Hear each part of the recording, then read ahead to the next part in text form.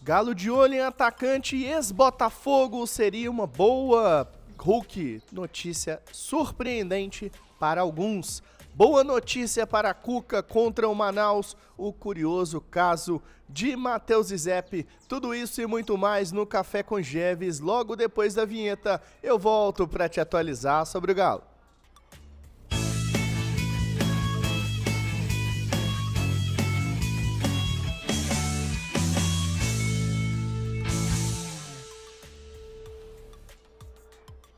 Muito bom dia, massa atleticana, chegando com o Café com Geves dessa terça-feira de carnaval. Pra quem não sabe, é o único dia que de fato é feriado no carnaval, né? A terça-feira é o único dia, é o dia do descanso aí do trabalhador e com certeza a gente tá aqui pra fazer um conteúdo bacana, pra falar de futebol, pra falar de Galo. Então já chegando, cravando aquele dedo no like pra fortalecer o meu trabalho aqui no canal Bica Galo. Aproveite também para ativar o sininho de notificações. Você deve estar notando que esses últimos dias o Café com Geves está saindo no horário um pouquinho depois do habitual, né, que é às 8 da manhã, às vezes até um pouco mais cedo, coladinho ali no meu amigo Breno Galante. Mas é porque o carnaval, as coisas estão mudando aqui, né, e tudo mais. Então a gente tá aproveitando para fazer o conteúdo num tempo um pouquinho depois aqui, pra gente poder trazer o máximo de informações possíveis pra vocês, tá bom? E pra gente descansar um pouquinho também, porque ninguém é de ferro, né, meu filho? Então já chega tacando aquele dedão no like aí e bora falar de Galo, tá?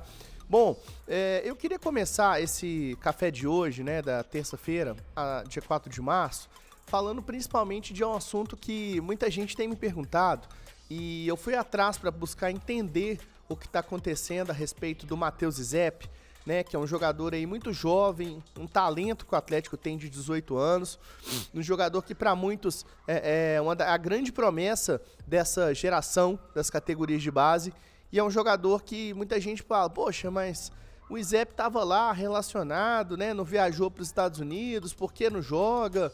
O pessoal já sabe que ele teve alterações cardíacas e tudo mais. E a informação que a gente tem, buscando a informação diretamente com o pessoal do Atlético, né, conversando aqui com a assessoria, com a turma lá do Galo, é o seguinte. O Matheus Zep, no início do ano, quando tem aquela bateria de exames para poder se apresentar ali, ver exames cardiológicos, exames físicos, testes e tudo mais, aqueles exames de pré-temporada, foram detectadas no Matheus Zep algumas alterações cardíacas ou cardiológicas, né?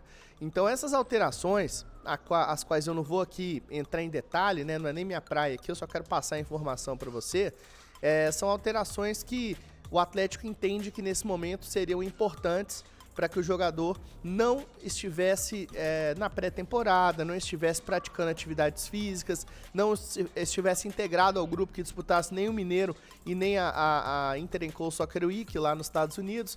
Então a situação é a seguinte, o Matheus Zep ele teve essas alterações,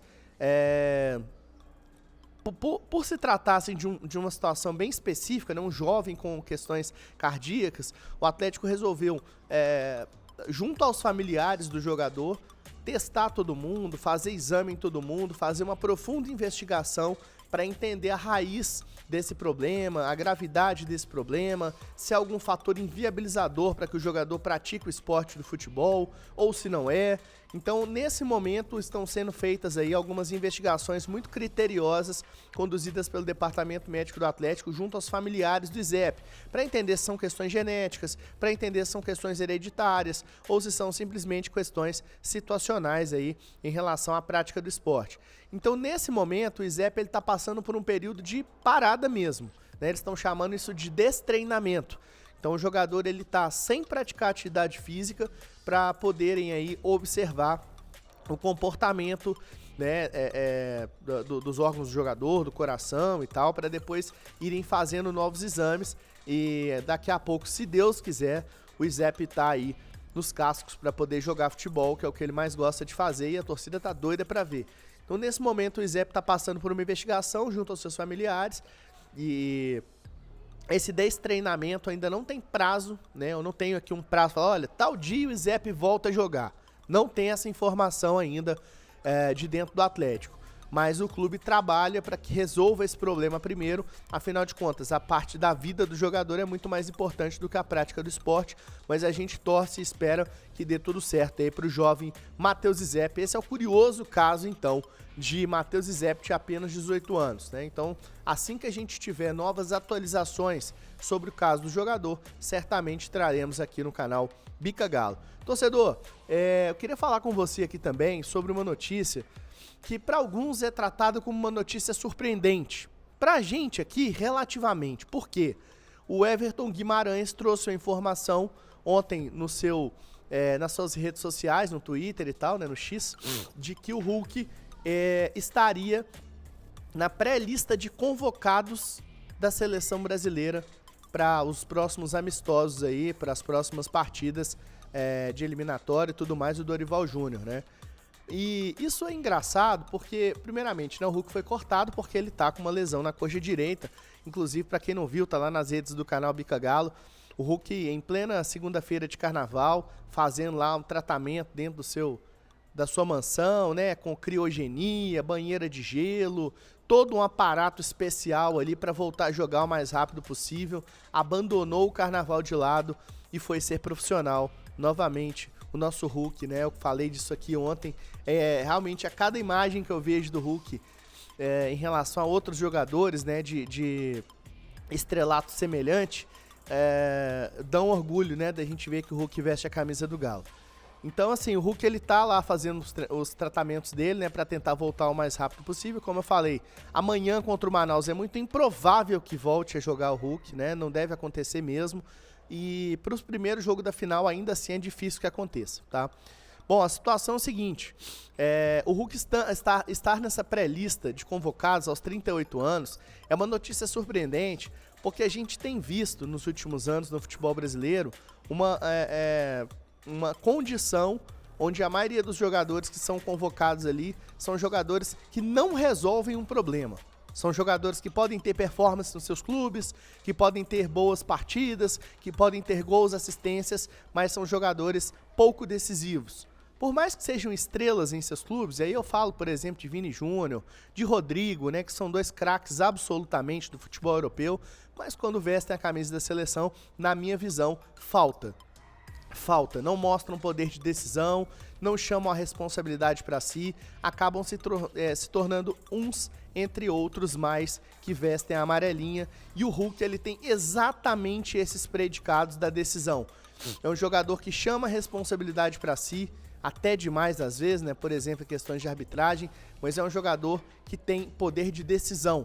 E é isso que falta nessa seleção brasileira. É uma pena realmente que o Hulk não esteja apto a ser convocado. Por mais que a gente fique pensando, pô, Jeves, mas ele não ser convocado é bom que poupa ele, não tira ele dos jogos do Atlético. Mas aí, cara, assim, aí é uma questão do egoísmo, né? Que nesse momento eu tô deixando de lado aqui, que é realmente privilegiar o Hulk de estar presente na seleção brasileira, que é algo que ele gosta, algo que ele sonha, algo que ele já viveu muito, já disputou a Copa do Mundo, e nesse momento tenho certeza que é algo que ele gostaria. Então, assim, deixando o egoísmo atleticano de lado, saber que eu vou perder o Hulk por aqui, eu acho bem legal que ele tenha a oportunidade de vestir a amarelinha e comandar essa seleção. Eu não vejo muito distante disso. O Hulk vestindo a amarelinha, né, de repente até com o Neymar voltando daqui a pouco aí, o negócio fica bem diferente, engrossa o caldo lá, né? Nosso assunto aqui é Galo, mas essa notícia do Hulk é uma notícia surpreendente, né, trazida aí pelo Everton Guimarães.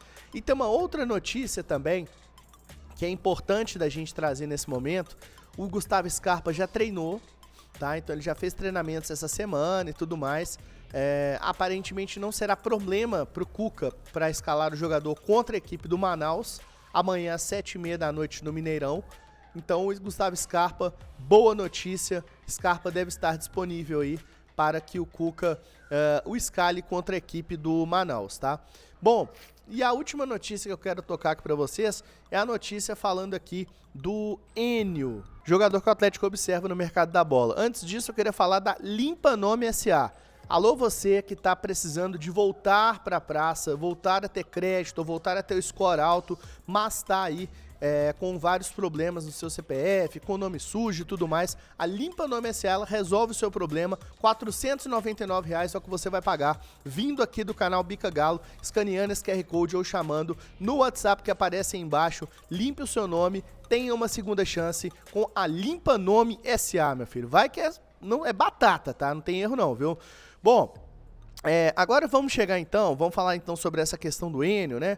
Uma notícia que saiu ontem, lá no Rio Grande do Sul, notícia do meu parceiro Bruno Muck, da Rádio Caxias, setorista do Juventude, de que o Atlético estaria interessado na contratação do jogador Enio. O jogador é cria do Botafogo, foi revelado pela equipe do Botafogo, teve passagens pelo Molenbeek, lá do futebol belga, né, que é uma equipe também que o John Textor tem ações, então um jogador que é do Eagle Group ali, passou pelo Eagle Group, e o Enio é um jogador de 24 anos, completou 24 anos ontem, um jovem jogador ainda, joga pelas pontas, né, um jogador que hoje ele está no Juventude, ponta esquerda, é um jogador destro, mas é ponta esquerda, e ele joga ali mais numa transições de velocidade, né? Um jogador ali que tem mais drible e tudo mais, velocidade. Qual que é o ponto aqui, né? O Enio, ele é um jogador que ele não é titular nem do Juventude hoje, absoluto. Ah, Jeves, mas você já tá cornetando o cara antes de trazer. Gente, não é isso. Eu preciso dar contexto. Ou todo mundo aqui vai saber, vai falar assim, não, o Enio. Ah, tá, o Enio. Grande Enio, que passou pelo Botafogo, né? Tava lá no futebol belga, jogou agora contra o Grêmio lá pelo Juventude, perdeu pênalti e tal. Lembrei do Enio. Não, ninguém lembra do Enio. Verdade é essa. Então, contextualizando para vocês, é um jogador hoje que busca espaço na equipe do Juventude. Ele tem 9 partidas em 2025 com 1 gol e 1 assistência. Ele disputa espaço lá com Emerson Batalha, que é um colombiano que veio da equipe do Tajeres emprestado para o Juventude, e para o Giovani, que é um jogador que passou pelo Tombense aqui e estava também no futebol do exterior, foi contratado pelo Juventude. Então o Enio não é bem um titular, mas é um jogador que entra ali para botar fogo no jogo, né? Basicamente é um jogador de velocidade, um pontinha baixo, né, de 1,68 de altura, que tem drible, tem velocidade e está avaliado aí pelo menos pelo Transfermarkt e também pelo nosso SofaScore em $400 mil. $400 mil. Então o jogador relativamente barato, né? É um jogador que tem um custo baixo. Esse jogador ele não pertence ao Juventude, ele pertence ao Amazonas e ele está emprestado ao Juventude até o final da temporada. Aí o Bruno Muck trouxe também que o Atlético Paranaense está interessado no Enio, né? E que outros clubes também sondaram a situação do jogador de 24 anos. Então assim, pra que, né, trazer o Enio? Qual posição que ele vai... Quem que vai sair pro Enio jogar? É pra compor grupo, mas compor grupo do lado esquerdo, onde já tem o Coelho, onde já pode ter o Rony, onde tem o Bernat que joga por ali? Será que precisa? Ou será que tem alguém saindo? Né? Então a gente tem que pensar as razões pelas quais o Atlético monitora o nome do Enio. Lembrando que o canal Bica Galo apurou a informação, não tem conversas abertas, não tem negociação, tá? Lembrando que a janela está fechada nesse momento e só abre de novo agora no dia 10 de março, né? Então o Enio aí aparecendo como um jogador alvo do Atlético no mercado da bola, mas como eu trouxe para vocês, não é um jogador que tem negociações em aberto com o clube, beleza? Então o Café com Jeves de hoje tá aí, tá entregue pra vocês. Espero que vocês tenham curtido o conteúdo e se curtir mesmo, não deixa de dar o like, tá? O like é muito importante pra mim aqui, ajuda muito a gente aqui no canal Bica Galo. Amanhã a gente tá de volta lá nos nossos estúdios, né, com tudo que você tá acostumado, mas deixa o like, fortalece a gente. Tamo aqui criando conteúdo em plena terça-feira de carnaval pra deixar você, torcedor atleticano, muito bem informado, como sempre. Um grande abraço pra você, um ótimo restinho de carnaval. Amo junto demais, eu sou Marco Jeves e eu fui.